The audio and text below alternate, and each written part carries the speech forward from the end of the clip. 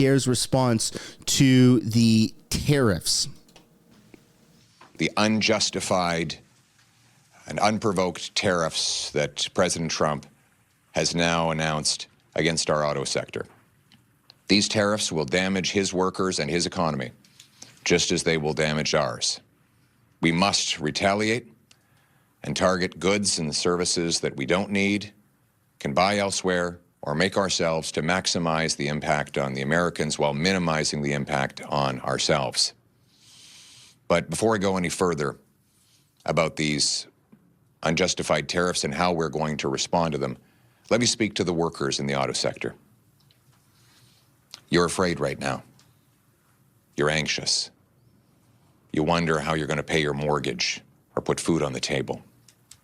You're thinking about the conversations you may need to have with your little children about whether they can register for next year's hockey or this summer's soccer.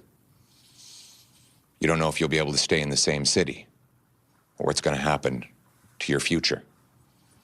Canada will be there for you. We will be there for you. We will ensure that you have income replacement to put food on the table and money in your bank account. We'll make sure that businesses directly affected will have the liquidity they need to get through this dispute. And we will unite as Canadians to protect our affected sectors. But more than that, we need to become strong, self-reliant, sovereign, so that we can stand on our own 2 feet and stand up to the Americans. What is clear is that 10 years of economic weakness have made us more reliant than ever on the Americans. 75% of our exports go to one country. Almost all of our energy, most of our raw materials go south because we can't get them anywhere else.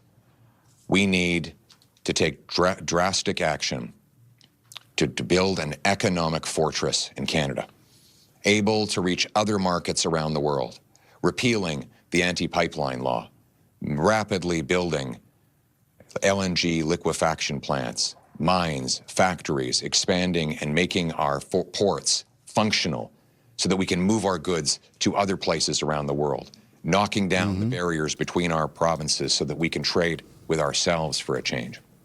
Passing a bring it home tax cut on work, investment, home building, and energy to make this the best place in the world to bring back the $500 billion that Liberals pushed out of the country over the last decade. Then and only then will we be able to properly stand up to the Americans and stand up for ourselves.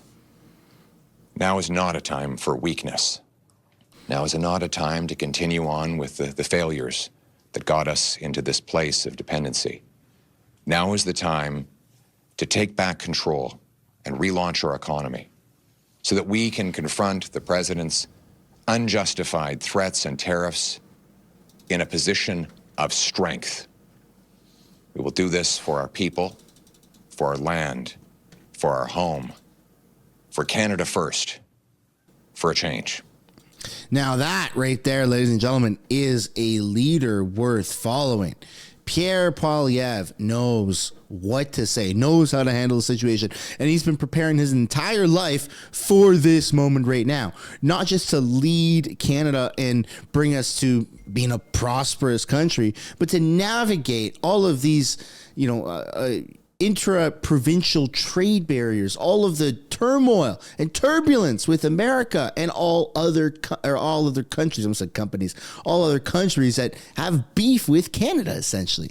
And I, for one, am absolutely on board with the Conservative train.